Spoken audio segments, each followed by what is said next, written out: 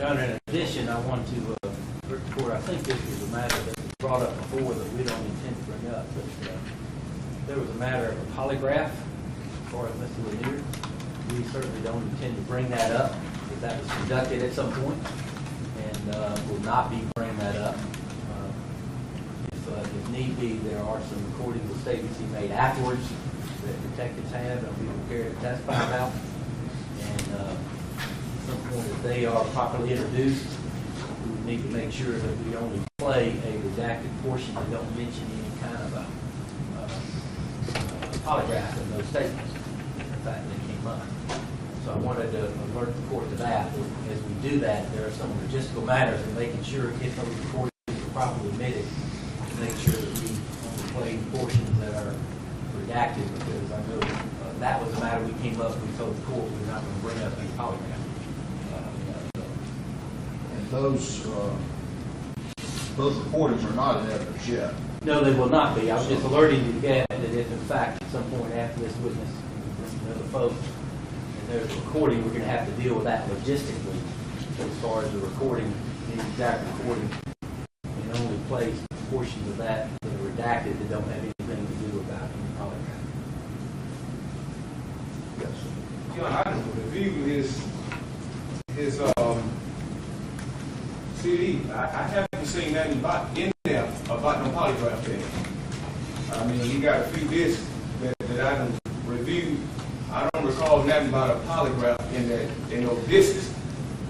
So I might introduce mine as evidence too. I want to hear what they got, because I got the same thing he got. I would assume only he got something new he finna throw on me. Well, there's nothing new. There's nothing new whatsoever. So. I don't recall. Natty.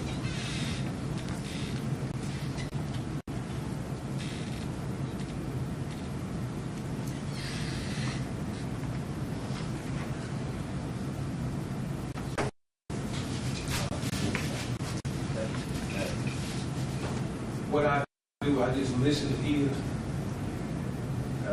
I got mine right here. This is the first one with Detective Clark, and this is the one I have this one with Detective Clark and Miss Rebecca. She was short of time. So I just listen to his. I believe what he's saying is he does not intend to play those. Well, I may play them. Okay. But not with this witness. It may be with a later witness. That's what I was trying to say. Yeah, it may be with a different witness later. When that happens, we would need to have deal with the redaction. I just was alerting you to that. Okay. I might try to play them myself just for impeachment purposes. Well, then they would have to be redacted. I mean, I've been listening. I haven't heard them about the polygraph. We'll take it up when we have to take it up. Okay. So, Because I hadn't. all right. See if they're ready, please. Yeah. He raised his hand in. Again. You can raise your right hand. Not yet.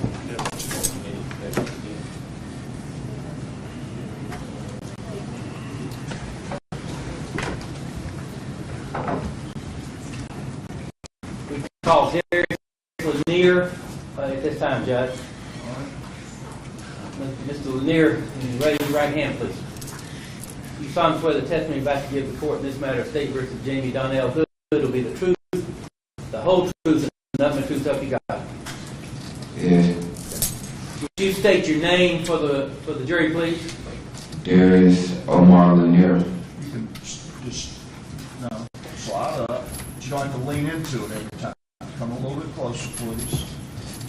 And that should be fine. Just talk from there. Thank you. And how old are you, Mr. Lanier? 27. And did you grow up here in Athens? Yes. And did you wind up obtaining your GED degree at some point? Yes. And when was that? 2008. And what part of town did you grow up in? Arlo. Okay. And did you live at one time in the Paldo area, also known as Jack R. Wells housing area? No. I just went to Boys and Girls Club there for a while. I see. Now, did you come to know know a person by the name of Amari Ray at some point being here now? Yes. How did you know and come to know Amari Ray? Through Jack Barwell. Were you close to Amari Ray, or did you just know him to see him on occasion, being over there at the Jack R. Wells? Yeah, just know him through camp. And how about Jadon Brooks? Did you know a person by the name of Jadon Brooks? Yeah, I know them. I know them, yeah. And how did you know Jadon Brooks? Same through Boys and Girls Club.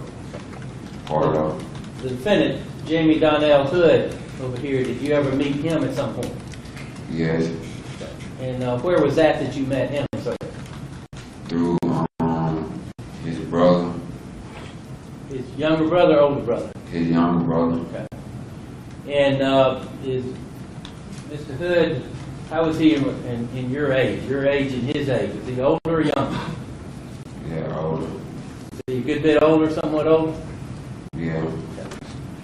Now, right now, you're housed in the Clark County Jail, is that correct? Yeah.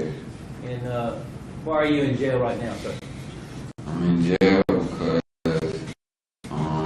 What charges do you have? I should be specific. some driving charges and I think some felony and looting. Yes. Yeah. Now, let me go back to March of 2011. Do you remember a time during that month of March of 2011 hearing something about Jadon Brooks being kidnapped and officers being shot? Do you remember that time? Yes.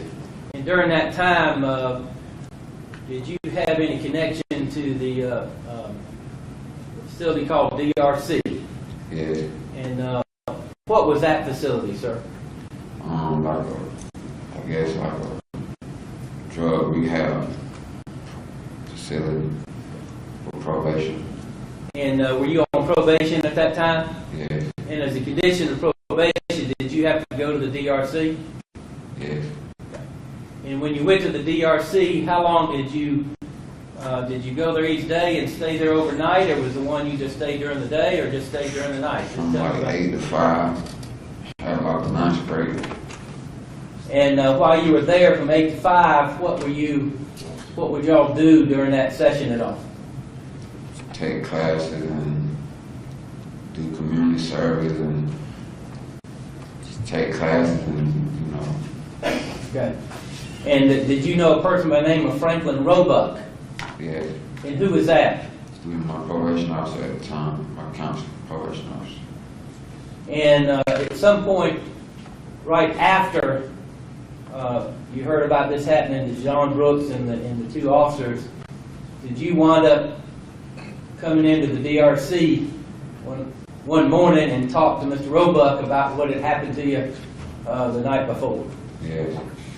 And at that time, where were you actually staying and living at that time?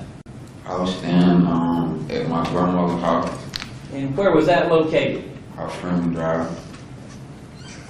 And that's where you would spend the night, is that correct? That's where I was staying. That was your stay. Yeah. And during the day, you go to DRC and then come back to your grandmother's house? Yeah. And when you came in and spoke to Mr. Roebuck, what did you tell him? I just told him that I had contact with Jamie and, had gave him some clothes and gave him something to eat and, basically, told me what had happened with the police or whatever. And, I was basically just, trying to get him to think about his brother, Mark. Let me ask you, as far as when you told Mr. Roebuck that, was that in the morning Yeah. when you got to DRC? Yeah, I was like a little afterwards, yeah, a little afterwards. Like, in the morning. And when had you seen Mr. Hood prior to you telling that, Mr. Roebuck? Was that the night before or some other time? Yeah, like that same morning, that night, that morning before I went to class. About what time was that? That you saw him?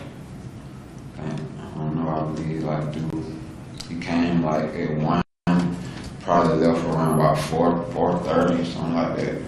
And you said he came, where did he come? He came to my grandma's house. Off Freeman Drive? Yeah, And were you asleep at the time he arrived? yeah. Well, how were you become aware that he was there at the house, or he came to the house? Like he knocked on the door. And were you the one that answered the door? Yeah, And when you answered the door, did you see him outside? no, And well, how did you know he was there? I didn't know anybody was there. I just heard somebody knocking on the door. And I looked out the peephole and it was like pitch black dark. It was raining and shit outside or whatever. So I didn't really pay attention to. I thought the light bulb on the front porch maybe went out. I opened the door. He was standing in the door. Did you find out what had happened to the light? Yeah, he unscrewed it. He unscrewed the light? Yeah. And when you saw them there, saw him outside your door, what happened then? Told him to come in, get out the rain. And then what happened? I said he just, didn't want to talking about just talk. He was kind of filthy or whatever. Gave some clothes. When you say he was kind of filthy, what was he wearing at the time he came in? And what do you mean by filthy?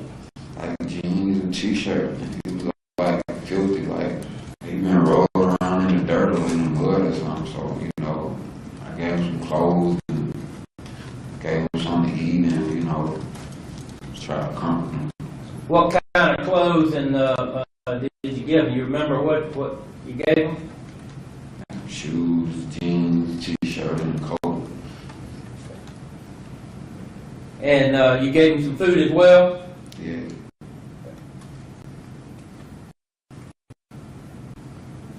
And at that time, can you tell us what else you saw and what else you heard from him? He was just, he really shaking up, like,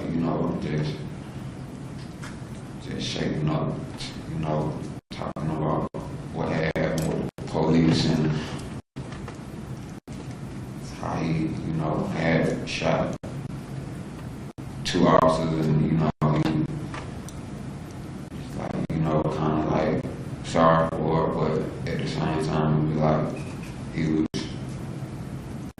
trying to get some revenge on some more people and do some more crazy shit, talking about this crazy stuff, and I was just really just trying to get him to think about his brother. Now, did you see any kind of weapon? Did he have any kind of weapon? Yeah, he had a gun. What did he have? I don't know, it was a gun. And what color was it? Can't remember, black, silver, I can't remember. Can't remember. Do you know what kind of caliber it was, or do you have any idea? I don't know. I read it before that, I don't know. It was a pretty big gun. Did he talk to you about whether it was loaded at all, whether it had any ammo in the gun? Yeah, What did he tell you? basically just saying he had some more shots. And at some point, did he put the gun down on the table? I'll check your lead. Did he hold the gun the whole time, or did he ever put it down? Well, I mean, he put it down, but he ain't never put it like in my arm reach. But I think he set it on he had it sitting on his leg on the sofa. Did he ever point it at you? Yes, Tell us about that. basically, like I said, he was talking, we was talking, and he was telling me about what his intentions were, what he wanted to do. And I don't know, like I said, I was just trying to tell him to think about his brother, you know, they had him locked up.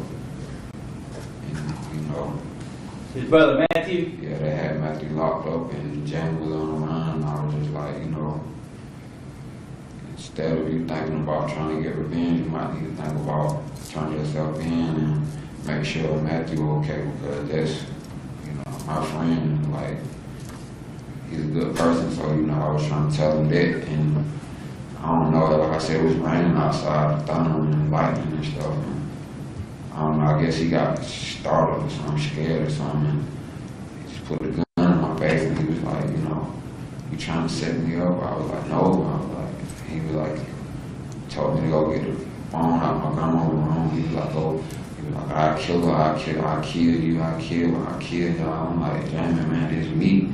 Like, you know I wouldn't do that. So he made me walk, I put the gun to the back of my head and made me walk to the front door, open the door. I didn't know if somebody had followed him or if somebody was actually outside, so I was kind of scared, so I opened the door, there was nobody there. And, you know, he still had the gun on me. And I just really had to talk to him, just let him know that he was safe and that, you know, he could put the gun down, that, you know, it wasn't what he thought it was. Did he ever talk to you about Jadon Brooks? You know, he was just saying that, you know, that he had got out of the trunk or something, and, you know, he had him in the trunk or something. He was saying, like, you know, like, What else did he say about that, if you recall?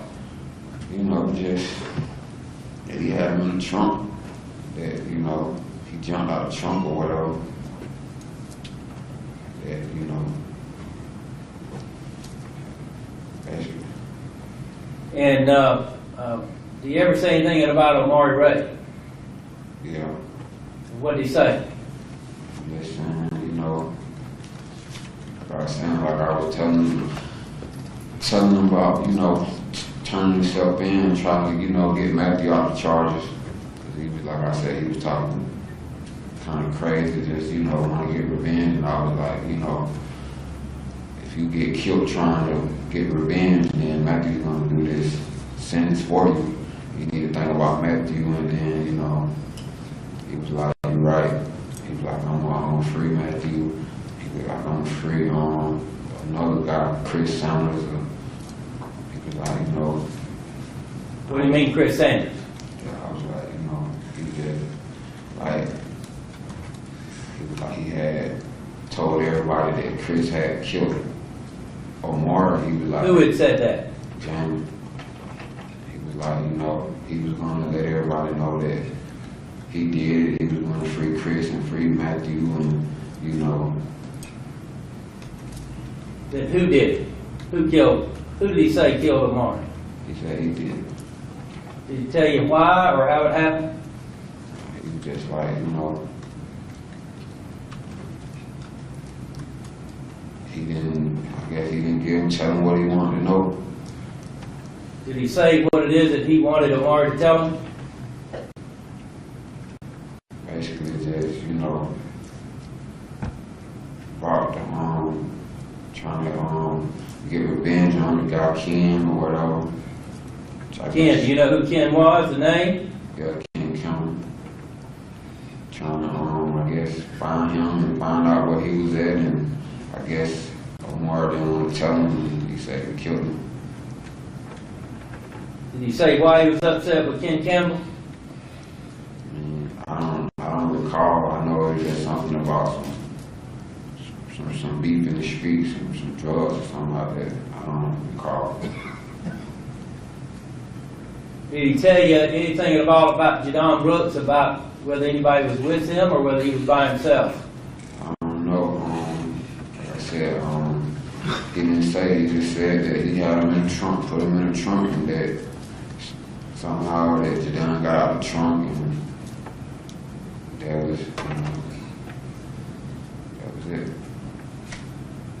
And you recall basically speaking to Agent Rebecca Shaw and Detective Clark on April 13, 2011? Yeah, You remember that being recorded?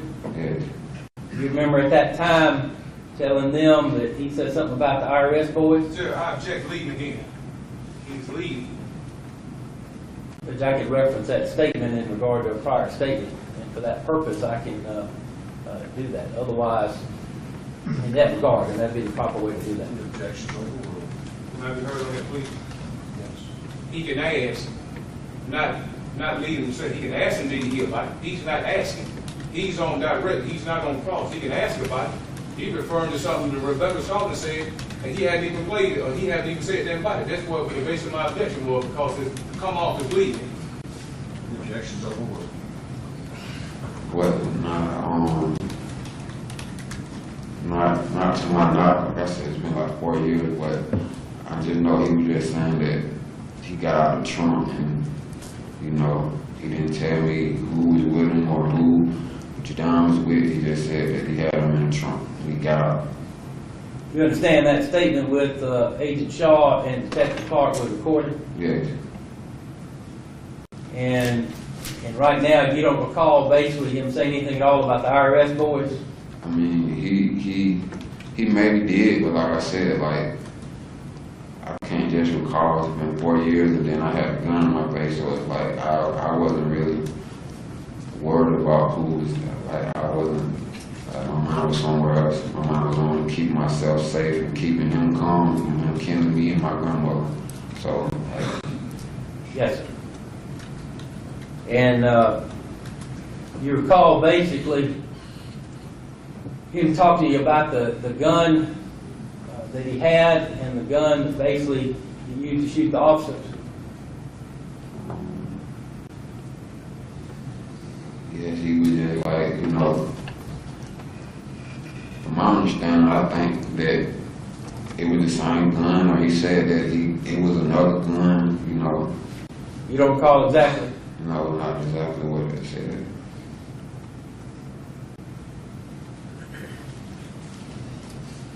You remember him saying anything at all about a Superior Court judge? You know, he was saying a lot of off-the-wall stuff at first, you know.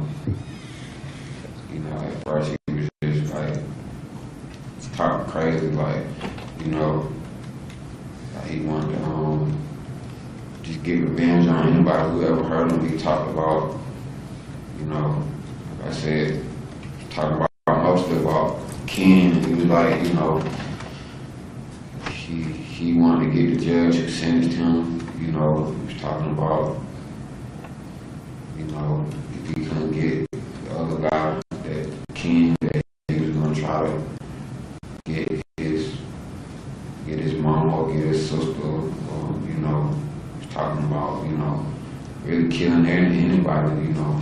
He made a comment about, you know, killing his daddy, you know, anybody who got in his way or just wanted him to do what he didn't want to do, he was gonna, you know, and I was like, you know, just trying to keep him calm and just think sane and, you know, just think about Matthew and just, you know, just look at what's real and, you know, how he felt at the time was just like crazy, but I was trying to just keep him sane and just think about what was real and who was for him or whatever.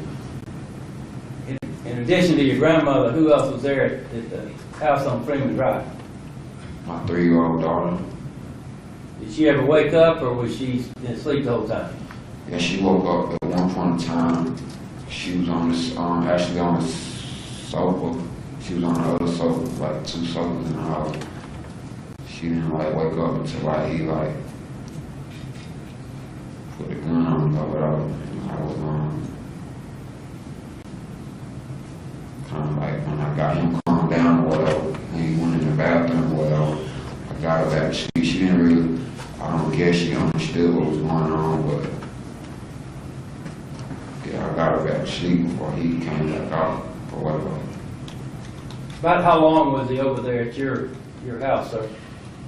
3-4 hours.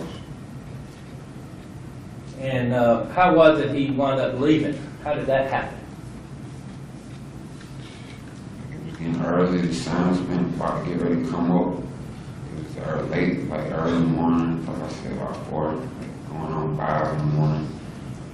Like I was telling him, I had to, you know, get ready to go to DRC, because I didn't have a car, I don't have a car, so I had to get on the city bus, and I guess I guess he felt like he overstayed his welcome.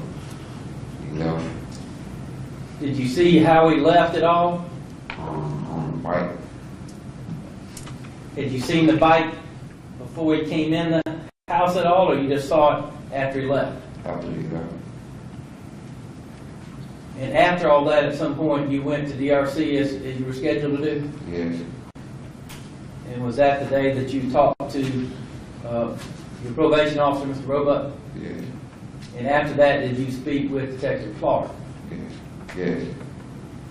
Detective Clark there at the DRC? Yes. And did you wind up speaking to him again and give a statement to him? Yes. And then later on the next month, did you give a recorded statement with him and Detective or Agent Shaw? Thanks, so yes. Now, after you spoke to Mr. Roebuck and told him about this, and Detective Clark, did you wind up watching TV and seeing the defendant, his capture and surrender? Yes. At the time you saw him, did you recognize any of the clothing he was wearing? Yes. And some of the clothing he was wearing at that time, how were you able to recognize it? Clothes I gave him. Just one moment.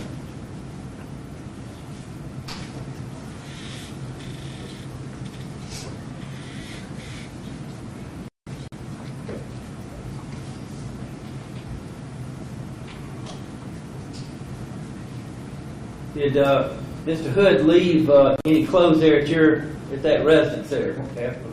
Yes. And what happened to those clothes? I think the detective got him. Was that Detective Clark, you know, or do you remember? I don't know. Okay.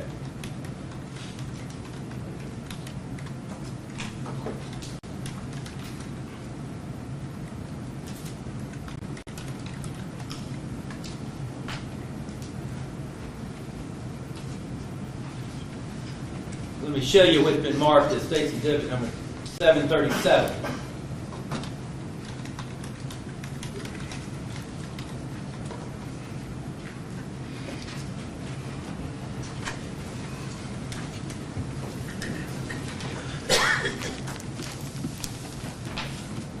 You recognize that particular item, sir? Yes. And is that an item that you, a letter that basically that you wrote while at the jail a little more than a month ago? Yes. Was that addressed to me? Yes. And at that time, did you give it to one of the deputies to have it delivered to me? Is that correct, sir? Yes.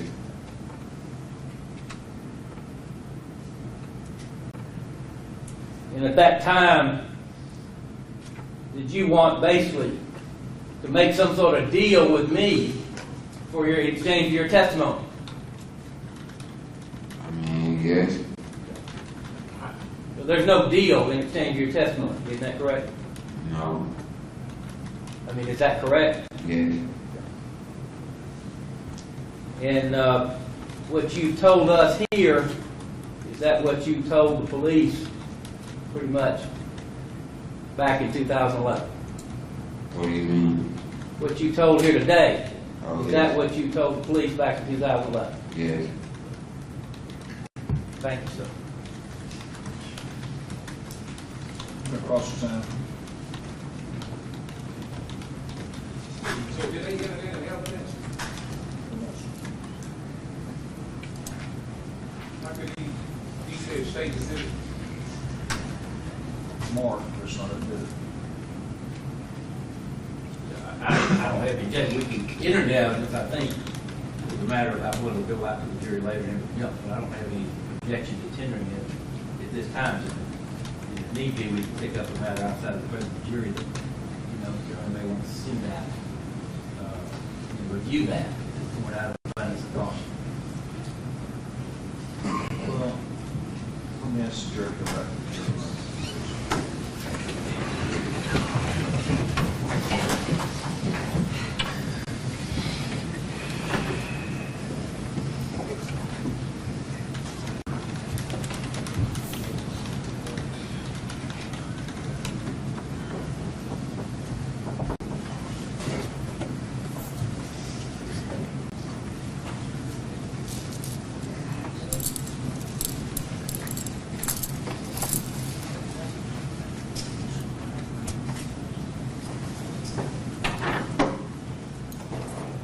Judge,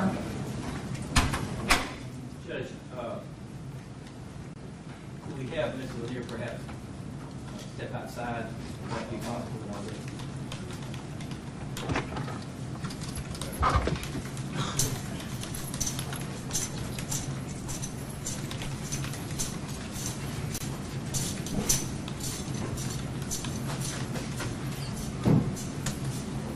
That exhibit up there, sir.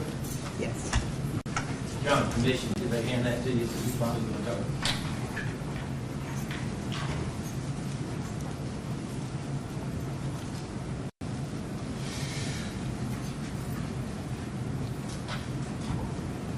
You're asking me to leave this? Well, let me just alert you to that.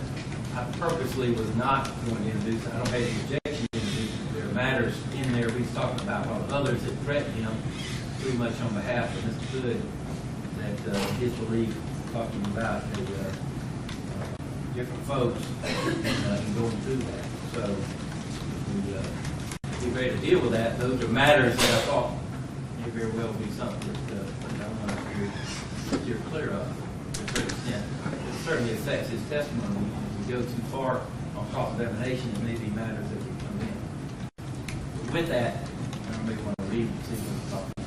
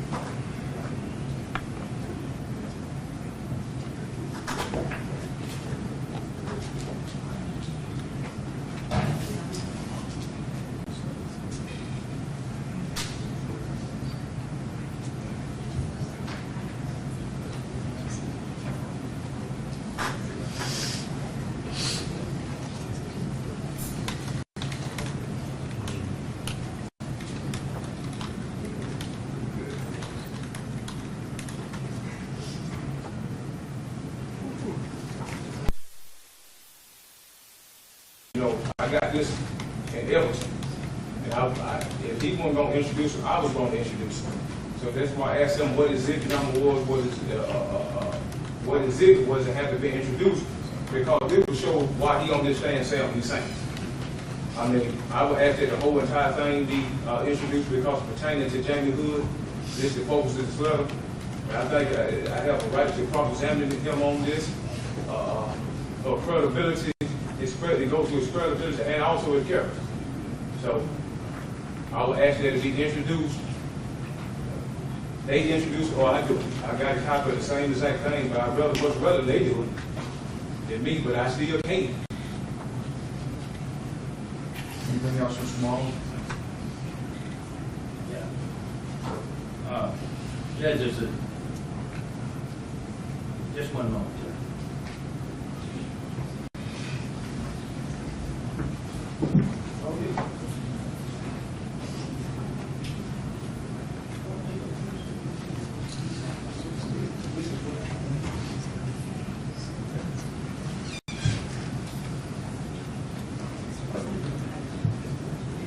This is what he wants to put in. We go into it all, and I would not have any objection on it, but he'd be subject to re-clarify what some of these matters mean. But we were, you understand our concern about putting it in ourselves. I do. Right. I have a right to, and of course it goes in its entirety. It is what it is. I mean, I have nothing to hide here. okay. So, we can simply bring the jury back in and tell them that, do you want to move for it to be admitted, or just y'all both going to announce the size of stuff like this? I can, I'd already based it here, I'll be glad to tender that, Judge, and do that. And if he has no objection, he's indicated he has no objection, then, then that's fine. We just make sure he understands the ramifications of it all.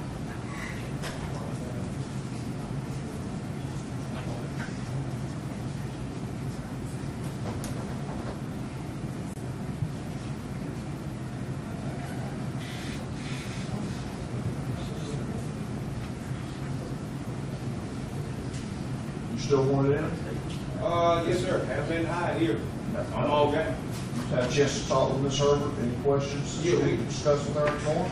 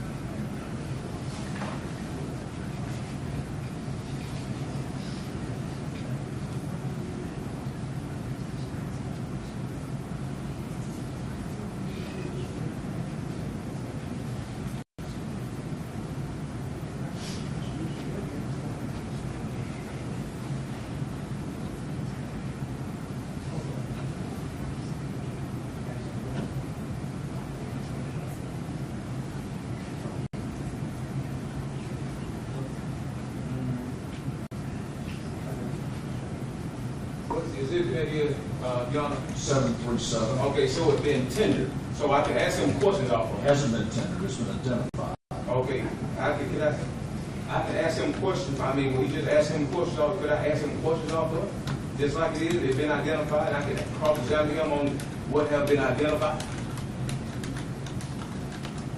He could just ask him I questions don't off. know what the questions would be, but Go into the content without it being admitted, to that extent. And I think that's the question. There was a reason I was not tendering that, other than I asked him what his intent was by that, and the fact that there wasn't. But all that being said, that's kind of.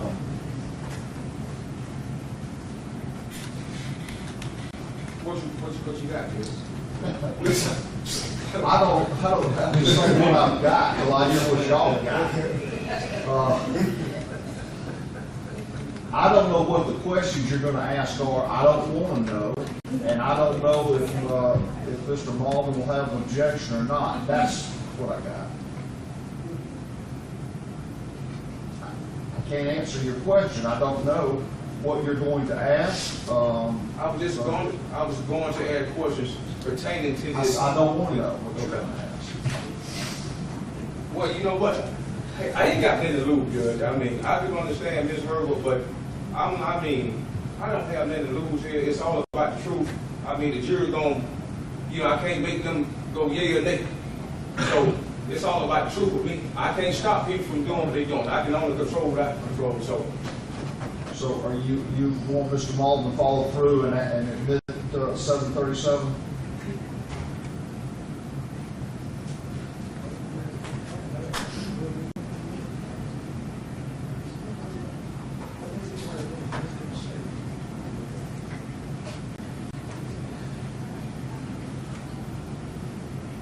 See, if I get to a question and we got to go back out and here we go again. That's what I'm trying to do, trying to get it done. I'm trying to really get it done. Well, I tell you what, Judge. They can't talk about me no worse than what they are. We're going to go and admit that thing in there. Can't get no worse. Ms. Davis, would you hand that back to Mr. Malden, please? We will bring in the witness and then bring in the jury. Yes. And then, of course, once we're finished, we would need to send him out so he can be escorted out. Well, but he's got to cross-examine. No, after the cross-examination. Right.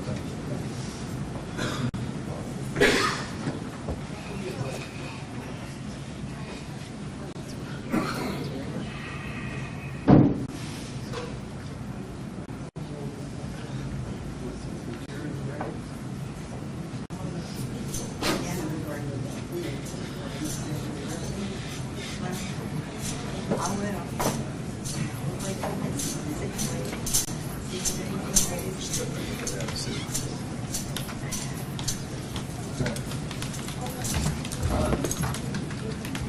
Okay, check and see if they're ready. You ready?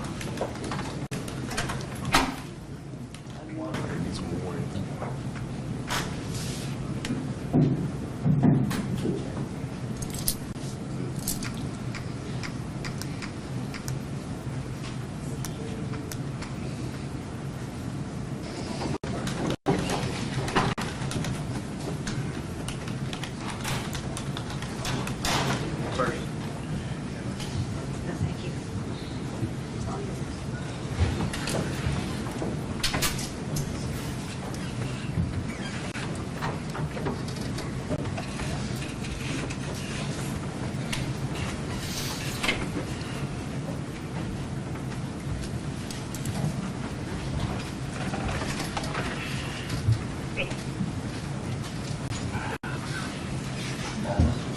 No, we would tender states number 737 into evidence at this time.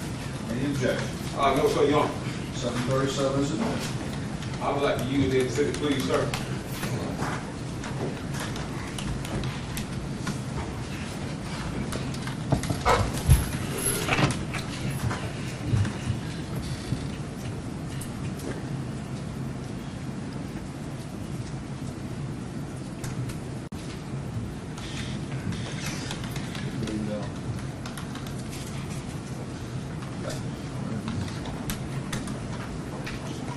Can y'all hear me over there? Yes.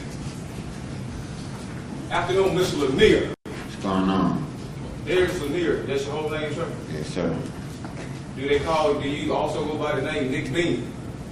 Yeah. When did you first meet me? I don't know. I think I was a little boy. From about 8 or 9 years old, maybe 10. You were 8 or 9 years old. Yeah. Over there about 1995, 1996, somewhere around there, sir? Yes. Okay. Isn't it true that me and my family took you in? You start staying with us, you start living with us. Isn't that true? Yeah, it's true that your mom and your daddy played a significant role in my growing up. Okay. Isn't it true that your own mama left you and abandoned you, and my mom and dad and our family took you in? Not abandoned me, but I was rebellious and I just didn't want to stay with her. I felt more comfortable with your family. So she know what you were before we got you. Now, that's argumentative, and I would object to it. Sustained.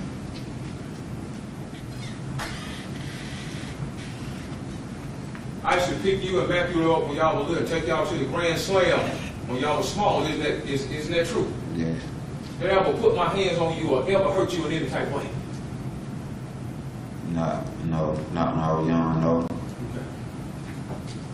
Make sure you were fed and clothed. Isn't that true? I ain't gonna go to that extent, but you was all right. Look out for you, isn't that right? Yeah. How can I look out for you and show you goodness, and you come here and lie on me? How can you do that? That's argumentative, Judge, and I would object to it. Sustained. I mean, Like the objection was sustained, there's not a question in front of you. Mr. Lanier,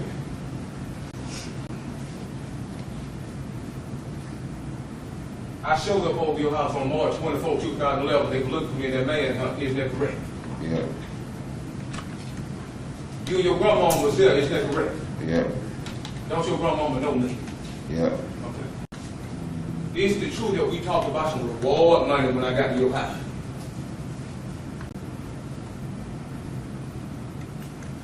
I can't recall that. Then we talked about that $50,000, me, you, and your grandmama. Then we talked about that. No, We did. no. Mr. Lanier, you had an interview with Detective Clark, isn't that right? Yes, That interview was recorded, audio recorded, isn't that right? yes, Okay. Isn't it true that during that interview you talked about, you were telling Detective Clark you wanted that $50,000 reward money? yeah. I told him that. Isn't that your primary reason for calling the police to talk about Jamie Hood, because you want that reward money? No, my primary reason because Jamie, you put a gun in my face and threatened to kill my grandma and run my child. Okay. Why would I put a gun in your face, in your grandma's face? You had never done that to me. Good. You can't say why the defendant did something, that's speculation. Okay. Do you have any witnesses that seen me allegedly put a gun on a little kid and your grandma? I ain't never say he put a gun on my child or my grandma. I just said he threatened to kill her, and he made me go get the phone out her room and walk around the house with a gun to my back of my head, opening all the doors. Why are you here testifying on me? Why are you here? I mean, I just wanted to be over with. Okay. Isn't it true that you're here to make you a deal to get out of jail? No. So I'm here because I was subpoenaed to come here. did you write the DA and tell him that you want to come testify if he help you out? I mean, yes, but I already know that I had to come testify anyway. How many times in your interview did you mention that reward money to Detective Clark? I don't know, I mentioned, I don't know, a few times. So you did tell me you want that reward money pertaining to Jamie Hood. Isn't that true? Fuck the reward money. If I could have got a chance, I would have killed you, Jamie. Why you didn't kill me when I was in the house with you? Because you had a gun and I was defenseless. Okay. Why would you want to kill me and I ain't never done that to you? You put a gun in my face and threatened to kill my grandma in front of my child. Okay, so is that what me and your grandma were talking about, that reward money? Or you talking about killing My Jamie? grandma didn't ever say anything to you. Oh, she did? Wait just a minute. And let him finish his question, then answer it. While he's answering it, wait till he asks another question.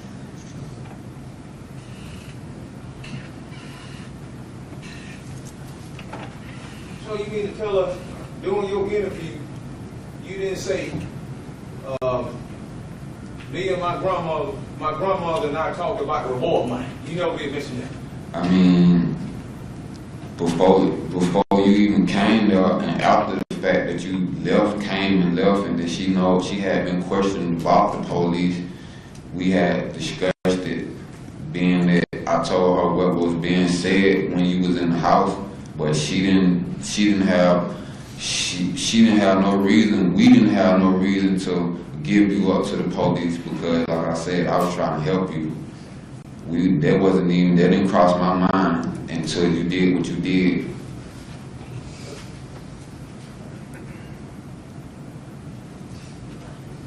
Did you tell Detective Clark that Jamie trucked me enough to come over there and he didn't call his mom about it? Did you tell Detective Clark that during your interview, I trust you to the point I come over there before I trust you? Yeah, you trust me enough to come in there and, yes. Isn't it true that I was over your house the day before the police you there? Couple days, yes. Was it the day before I was over to your house? The day before the police shooting incident happened, March 21st, 2011, when I was over your house? Say about 2 days before that, yeah. Why would I be over your house for if you want to kill me and you don't like me? I mean, I ain't never say I didn't like you. I mean, to the point to, and to what you did, put me in an awkward situation by putting a gun in my face and threatening to kill my grandma in front of my child and doing all that. That's led up to the point of me not caring if you live or die. Okay. Now, Mr. Lemire, was you trying to testify for the state while you're here robbing, stealing, and killing? I don't know what you're talking about. So, how many felonies do you have on your record? Felony conviction you have? That's not, the proper way to do that is to, I have, Wait just a minute, objection. I don't have to check if he has the proper mechanism to do that, to reach in within the car. I don't have any objection to that, but this is not the proper way to do it. I'll suspend the objection. Have you ever been convicted of felony? 8 years ago. 8 years ago.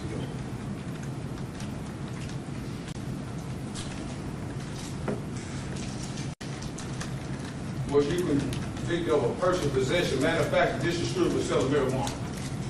8 years ago.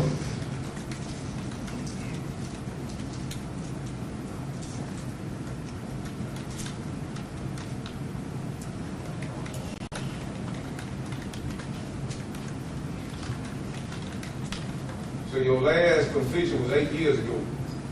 Felony conviction, yes. Okay.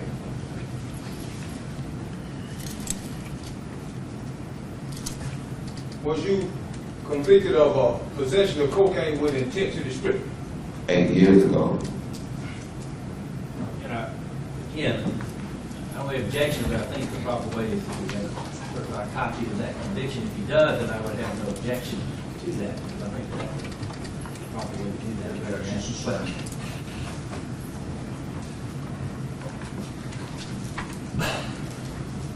Yeah, I think I had something on that.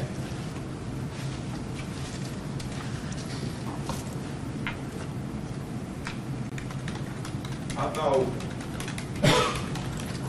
Federal Rule 609, Georgia Rule of Evidence 24609, for prior conviction of the impeachment, that I should go into that up under 609.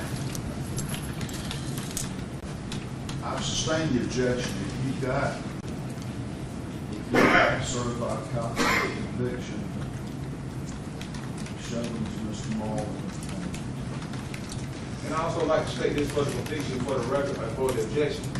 The existence of pending criminal charges may be relevant. The witness partiality may be exposed by proof of that he hopes to benefit in related cases from with his cooperation.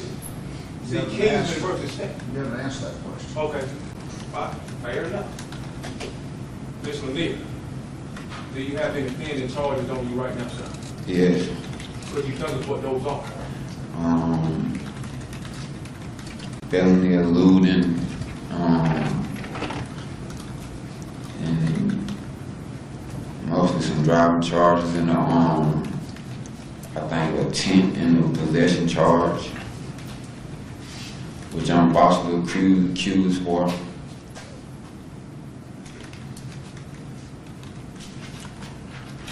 Isn't it true that you charged with possession of weed less than 1 ounce, obstruction, fleeing attempt to elude, reckless driving, stop sign license required for possession of cocaine? So you didn't mention cocaine. Are you charged with possession of cocaine right now? I said possession, yes. But you didn't say cocaine, did you? I didn't say weed neither. Okay, but are you charged with possession of cocaine, Mr. Lanier? Yes, I am charged with it, but it's not mine, and I was in a ride with someone, and they was in their car, and those people are owning up for their charges. Mr. Lanier, didn't you just write the prosecutor asking him to help you out on the deal from Victor James Hood if you dropped your charge, Mr. Lanier? Yes. I'd like you to look at State Exhibit 737, sir. Like, please.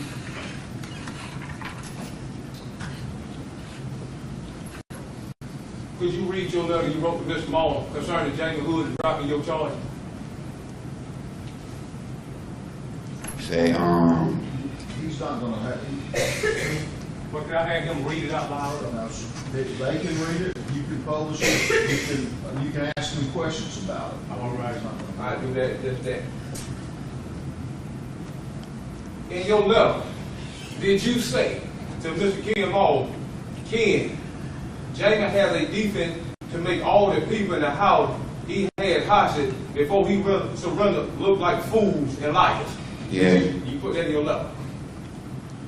Did you state in your letter, he might walk on the Omar Ray murder? I can get you your conviction, but I need your help first. yeah. Could you tell the jury what you mean? I might walk on the Omar Ray murder, but you needed help, that Mr. Marshall needs your help. Could you explain that, please, sir? Like I said, like you just said, you might walk, be freed on Omar killing, and I need your help because the guy that I was in the car with, he's trying to blackmail me, being that he know that I had to come and testify against you, and he's been using that against me to say that if I said that, you know, somebody tried to rob him and he shot them, that he would take his charges and all of the above, basically trying to get me to lie for him. And you know, which I did, which I was gonna do for you until I you know, keep hearing people telling me I'm gonna die and, you know, threats against my life, and I'm like, you know, go for it.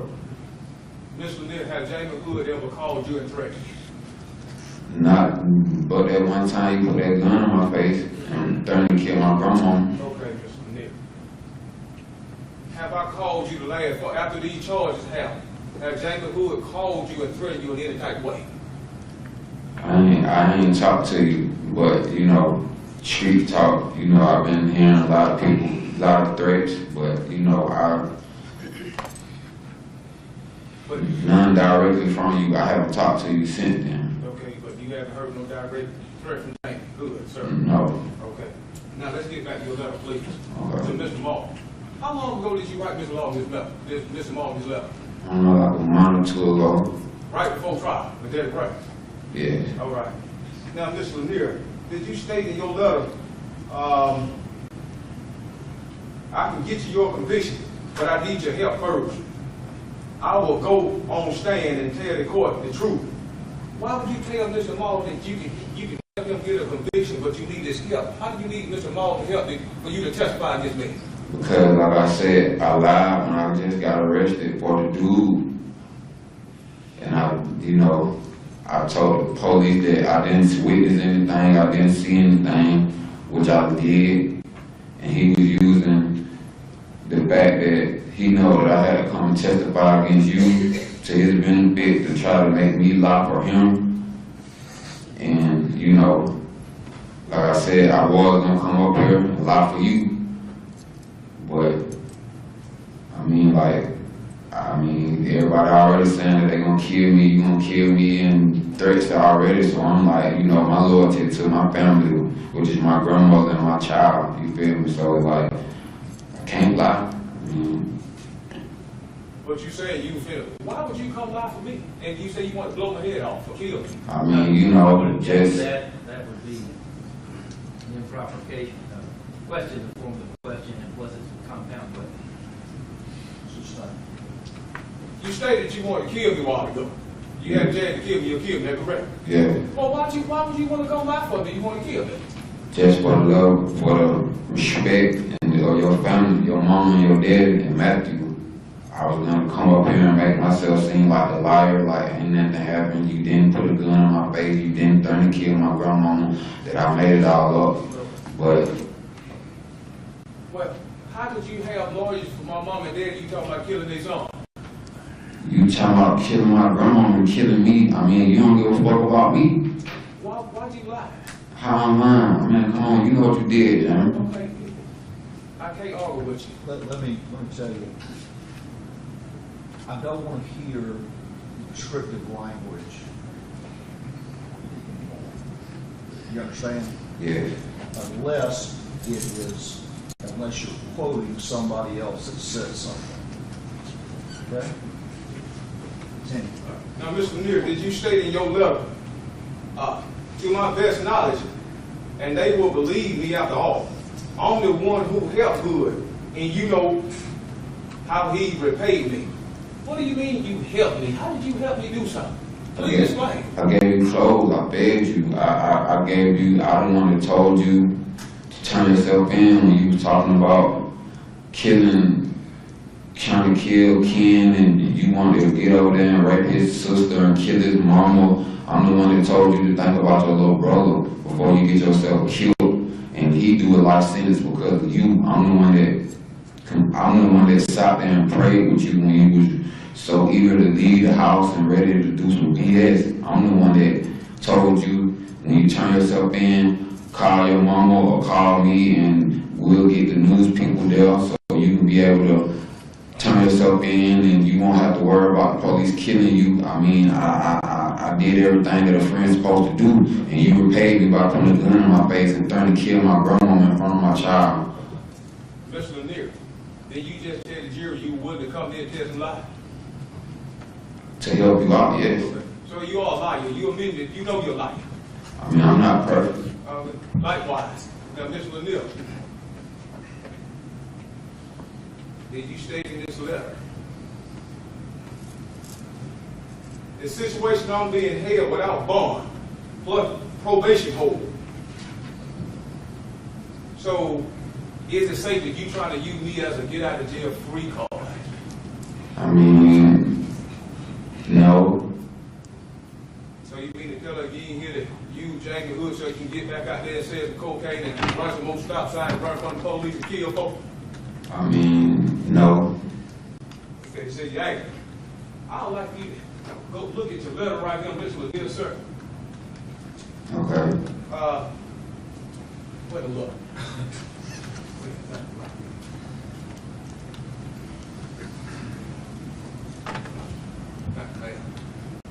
Bishop, I would like you to look right here, this last paragraph right here, please. Okay. All right. Did you tell Mr. Moore in the letter that you wrote that what I want, all charges dropped, possession of weed less than an ounce obstruction, fleeing attempt to elude, reckless driving, stop sign, license required, possession of cocaine, also the probation hold to be uplifted, and my unsupervised probation be back reinstated. I want to be released from the Clark County Jail as soon as I get done from testifying and get back to the county jail. Last but not least, I need my attorney present to document our deal before I step foot in the courtroom. Did you say that in your letter, Mr. Lanier? Yes. Could you explain to the jury why you said those things to Mr. Malone right here? I said them because, like I said, I already know that I had to come to court, testify, and you know, like I said, the dude that I got arrested with, he's trying to use stuff against me because he know that I gotta come to court for you, and basically trying to extort me, telling me if I didn't go along with what he said, that he was gonna make it seem like that he wasn't gonna take his charges, accept responsibility for his stuff, and have people retaliate against me because I had to come stand trial against Jamie Hood. So I felt like Ken could help me out on the situation, and you know, that's why I wrote the letter. So you mean to tell us a professional district attorney wouldn't use somebody out of prison just to get a conviction? Yeah, but that's argumentative. It's the truth, Judge. She said he got it. I'm gonna sustain the objection. Are you telling us that the prosecutor wasn't willing to let you get out of jail, know that you were convicted of crime, just to convict Jamie Hood? No. Do you feel like it's some integrity, some problem right there, Mr. Yeah, Lanier? that's argumentative. That's an improper question. Mr. Lanier, I would like to see what you said in your courtroom. Did you say, who is your attorney supposed to document the deal? Do you have no paper with you? I don't have an attorney. I haven't, this is my first time coming to court since I've been arrested. This is my first time speaking to Ken. Did you state in your letter that you want to have your attorney present? I stated that I wanted to have an attorney present because I know how the legal system can cross your words up and use, you know, like they lied and said that I rode a bike and testified, told the police that you came to my house, which wasn't true. So it's like, you know, I wanted to make sure that if anything happened that I had some type of legal representation. So you wanted some legal representation to close out your deal, to help convict Jamie Hood so they can put you back on the street so you can hurt somebody? I mean, I ain't hurt nobody. I ain't got none violent crimes on my record, never. I ain't never had no violent crimes. I work every day. Matter of fact, I mean, I'm certified welding. I don't get in trouble like that. I've been out of prison for 8 years. I haven't had a conviction in 8 years. I've been on unsupervised for 4 years. I don't get in trouble like that.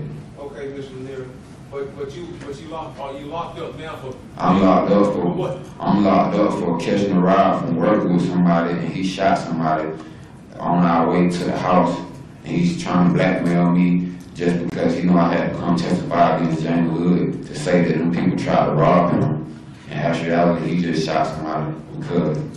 Okay.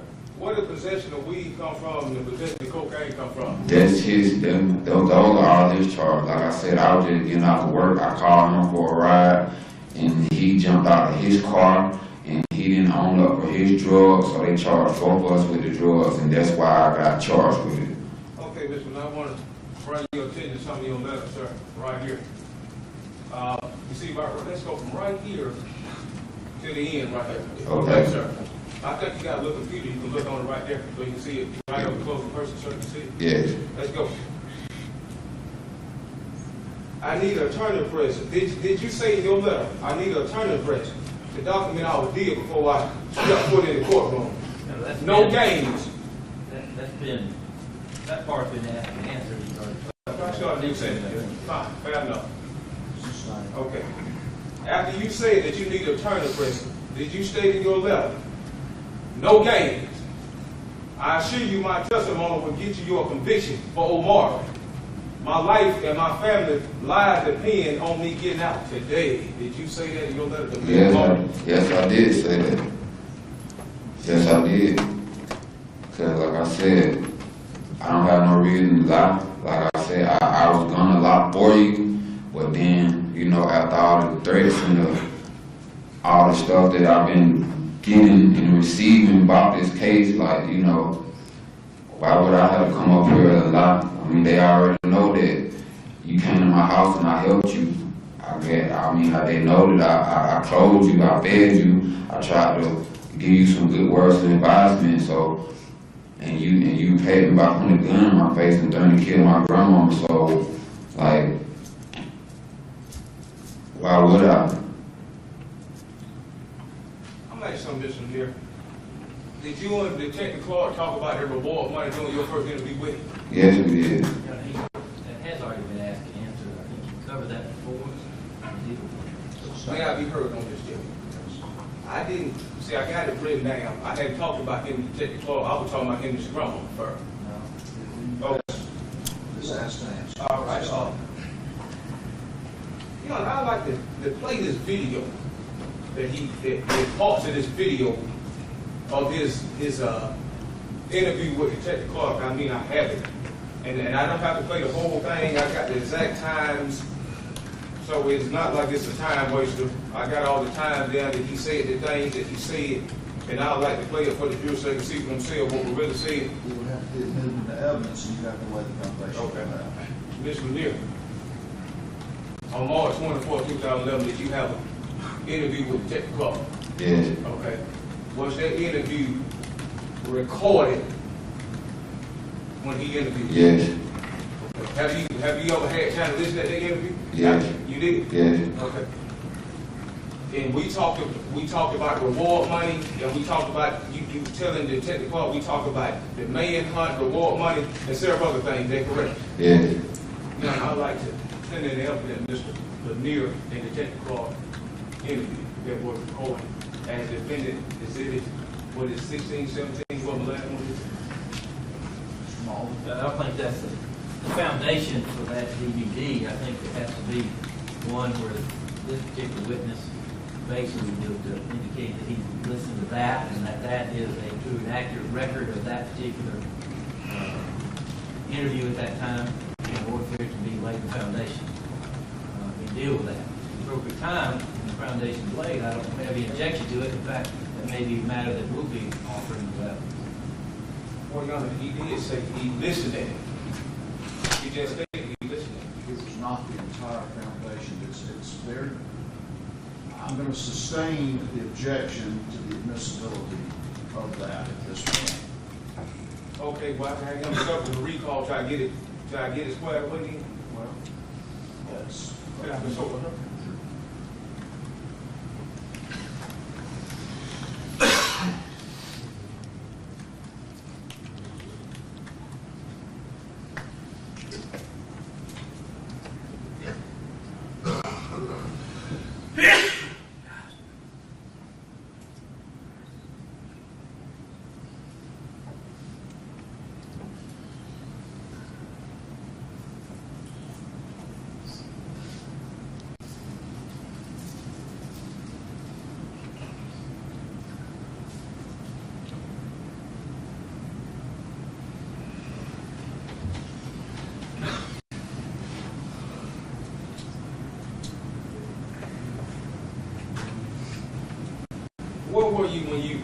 mentioned at your interview with Detective Clark that CD, it was on CD, correct? I was just in that little room out there.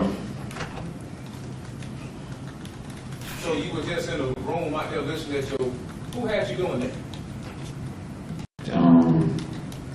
Ken Martin. I thought you said you and Ken ain't talking. We ain't talked until I got to the courthouse today. What you and Ken talk about at the courthouse? Tell the jury. We talked about everything that I told the detectives, and he was like, he was gonna let me listen to the recording that they recorded when I told Detective Clark, and they played the CD, what I said. I guess to refreshing my memory. What was on that CD that Mr. Ken Martin just heard you listen at today? Everything that I said to the detective. So it was today. Yes. Was that CD, did it look like this? Did it look like this? Sort of, kind of, yes. Did it look like this?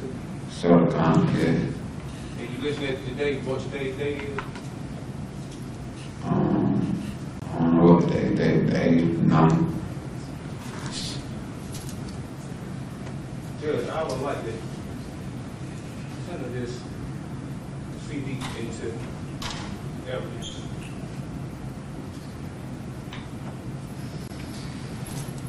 What number? What we is, we 16 or 17? 17. Marking is 17.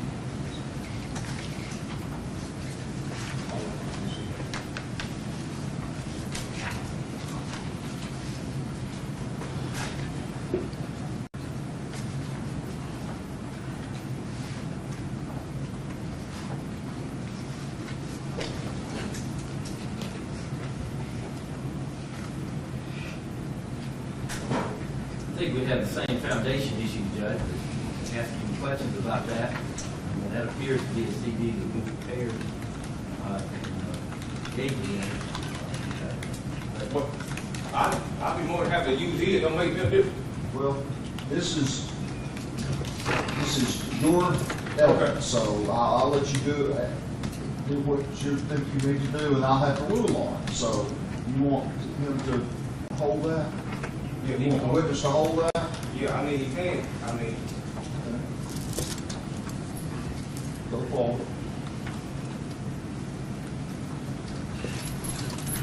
Mr. Nick, that look like, through this, the defendant exhibit, was that 17? Yes. Did that look like the CD that you listened at a while ago, sir? It's not the same one, but Is it similar? yes. What's the difference here, Mr. Nick? The difference is there was 2 CDs, 2 discs. This Detective Clark, this is not the one with Detective Rebecca Shaw, Detective Clark. We talking about March 24, 2011, you and Detective Clark, sir. Okay. So you familiar with that? You and Detective Clark, the first interview? Yes. Okay. Don't that appear to be the same CD or similar to what you were looking at? Yes. Judge, I'd like to send the defendant exhibit 17 of evidence. Yes, sir. Can I look at that again, Judge? please?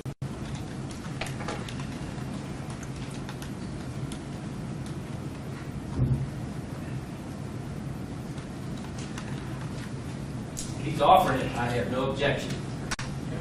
Offering it in its entirety. 17 is better.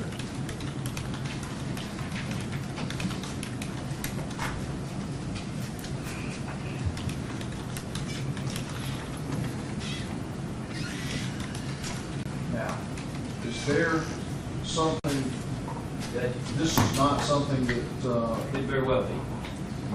He's offered it at this time. I wouldn't think so. well, I don't know. You want the jury to leave off, you see it? I'm letting you run, this is your part of the case. Okay. I'm gonna let you run it the way, within the rules as I can. You're, Thanks. I just have to deal with objections and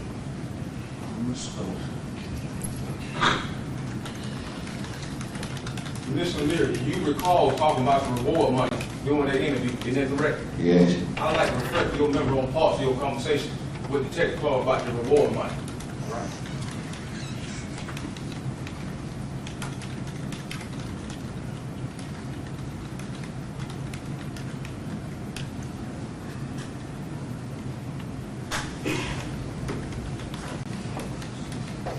I think that leads you.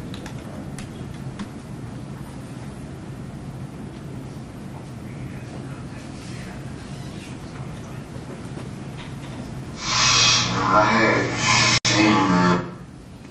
I'm sorry. So that CD has two different interviews. A lot of shit. No, The CD has two different interviews. If that's the case, you need to identify which one that he's playing.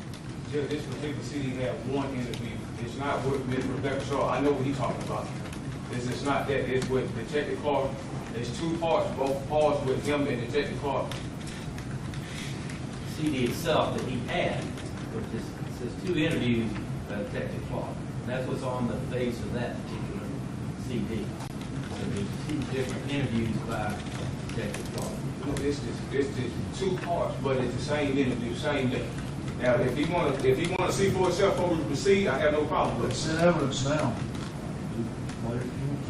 You would need to identify what part he's talking about then, if that's his understanding is two different parts. Okay, So well, two this- different interviews. Well, this is the first part of your interview with Detective Clark, Mr. Lanier. How long does this last? I'm not gonna play the whole thing. I just got sections. I already got the number off for time. You know, didn't want to be time consuming. All right. And at the time, I'm only talking about reward money. That saved us a lot of time here. If I'm wrong, I straighten. My grandma, she kind of mentioned, you know, who it was, so he kind of got like answers like, he started talking about killing, so who's your real life? Losing my hair, but, you know what I'm saying, I wanted to, I know they had the reward and shit, so I was like, you know what I'm saying, I'm talking about cars and folks, you know what I'm saying, trying to get a reward, man, but you know, he was like, I don't know, put $100 right, you know, he was like, he was just telling me about some more shit, like, you know what I'm saying. Did you just tell Detective Clark, we were talking about reward money, but James said he didn't want to put my grandma on the dash. Did you just say that? I didn't hear all that. Go back again, refresh it. Judge 235. I think he played it when he answered the question. Well, I thought he just heard He heard what he heard, they heard what they heard. So Okay, you're right. You're right. I also like you to look at 338 to 350, Mr. Lanier. We're gonna go 338 to 350.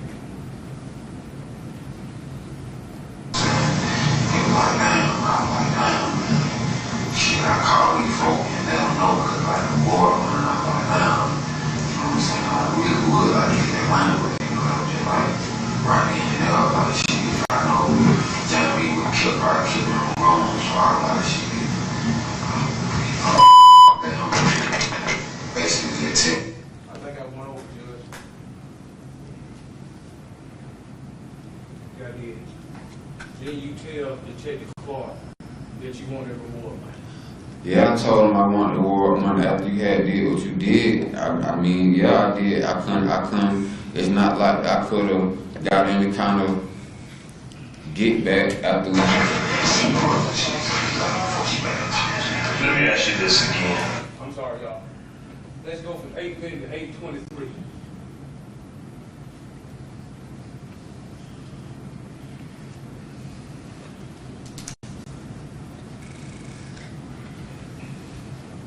Like if anything happened, like they could come back. Then you know, if the war still at the same time, right? So like, you know, I'm swear, like, I mean, shit, it's already out there now. Like, if anything happened, like, I mean, I want that war, but Again, did you just tell him you want the reward? yeah, I want that reward. I couldn't do nothing about it after you done did what you did to me. So, you know, If it was any type of way that I could get any satisfaction without putting myself in jeopardy or putting my family in jeopardy, then yeah, if I could have got some money instead of killing you and me being on trial for murder, then yes. Let's go from 823 to 858, see if you talk some more about the reward money, Mr. Nigga. Like, if he don't get caught today, he might try to come back over the other same route to that path on Fire Drive, but if he got in it, I know James. How can you get in touch with us if he comes over there? That's what I'm saying. It really gonna have to be like real quick, like it gotta be like. Can you dial down? Stop dialing. Would you be able to call my cell number? Yeah, I can do that. Cause it's like you feel comfortable around me. Cause you know I really know Johnny that good, but you know me and his brother rolled up together, but he was in prison, so you know he trusted me enough to come. Did you get to talk to him again about the reward? I mean, yes, I did. I talked to him about the reward money, but like I said, this is all after the fact that you came to my grandma's house and put a gun in my face in front of my child and threatened to kill my grandma. So, I mean, after that point, when I talked to the detective, I was scared. I didn't know if he was going to come back to my house again the next night, and this time maybe have me and my grandma and my child in that hostage. So yes, I did talk about some reward money because, I mean, why not? Let's go from 1330 to 1423 unit take club talking about the reward money.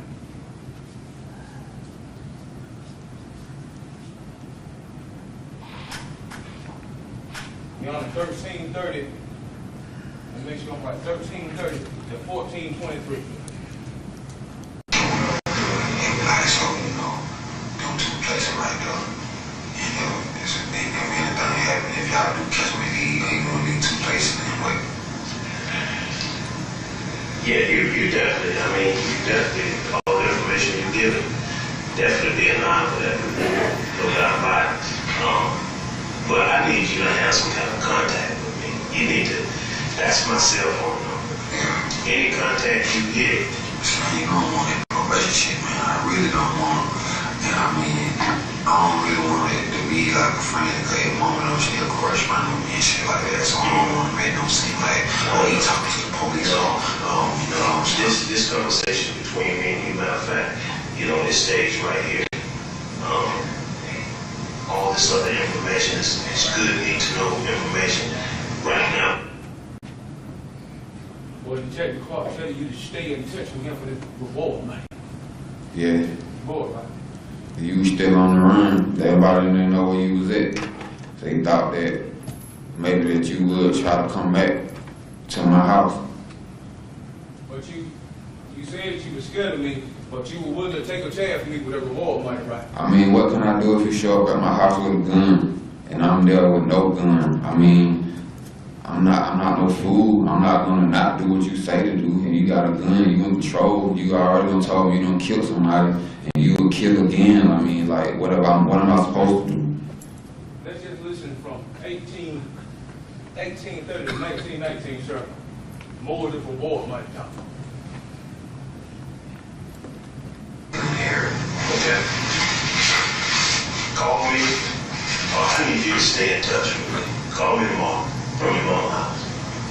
call you when I get home. Yeah. See, Stay in touch. If you want I to, don't know if I call this 113 from the home, cause they don't got home distance. that ain't long distance. 713. Yeah, that's my cell. That's my cell phone. I'm sorry. Let me put it down. 706. Yeah, 706, 713. That's AT&T. Yeah. Stay in touch with me. I need you to call me and check back with me every day. All right. If you want this reward money, it's $50,000. Basically, you don't have to do that. All you got to do is tell me, hey, you coming over, or, you know, if he pops up, tell me, hey, Jay, you know, you can play it off. Mr. Anita, didn't Detective Clark give you his phone number and tell you to stay in touch with him about the reward money? No, he told me to stay in touch with him if I had any contact with you. Didn't he just say, stay in touch with me if you want the $50,000 reward money? Did he just say that? I mean, yes, the reward money was definitely a topic of the discussion, but at the same time, it was more basically on my safety and you coming there and freaking out on me again. And, you know, basically that was, you know, that's what it was about. You know, it was about the money, but it wasn't all about the money, how you trying to put it, you know. Because at the end of the day, like, you know, and you killing me and my grandmama, like, how can I spend the money anyway if I'm dead? So I was just trying to make sure if you came back and you nutted up and went crazy on me again, that I would have somebody close by to be able to apprehend you and maybe, you know, get the money at the same time. I mean, why not? You were motivated by that reward money in every way. I was motivated by you putting a gun in my face. Did I have a chance to shoot you with that gun? Did I have a chance to do it? Yes. Did I do it? No. And then me and you talk about the reward money. No. Did, No. Well, I guess we all just heard it. We all just stupid here, right? You say you're lying. Then you say I didn't say, what did I say something about some reward money? Just a moment. That's improper. Argumentative, sustained. Now, Mr. Lanier, at any time during your interview with the Detective Clark, in the first interview or the second interview with him and Miss Rebecca Shaw, did you tell them that you didn't want to come to court and testify? That's what I told him. Why did you tell them you didn't want to come to court and testify? Because I didn't want to come to court and testify. Okay, did the reward money kind of burn you in your pants a little bit to make you get here? I told him off the rip. I told him before, as soon as I was talking about the reward money, even if it would have been in play, I told him that I wasn't going to come to court. I wasn't going to testify against you, even if I would have got the money. Well, I thought you said you wanted to kill. I did. Well, why didn't you want to come to court and testify against me? You want to kill? Who want to come to court? Who want to go through something like this? Well, you doing it. I mean, Your Honor, he's having a back and forth kind of argument with the witness, and that's not proper. Sustained. okay. Mr. Lanier, long story short, you wrote the prosecutor and tell him cut your deal to get rid of your charge, you'll come testify on me. In so many words, Okay. You also told the Detective Clark that you want some reward money pertaining to James Hood. Is that correct? 4 years ago, when all this happened, after you did what you did to me, yes, I did. Mr. Lanier, when you get out of prison, just straighten your life up, man. Your Honor, that's not. Hey, I'm through, Judge. I'm through. Your Honor, that's not a question. Just straighten your life up. Your Honor, That's, no more comments, just questions. All right. We direct. Mr. Lanier, let me ask you. You wrote that letter about over a month ago, is that correct? Yeah, You said you wanted a deal, is that correct? yes, Did you get a deal? no, Are you still in jail now? yes, Right now, as you sit, you have chains on you? yes, Is that how you were brought here to court? from jail? yes, Did you ever receive any reward money? no.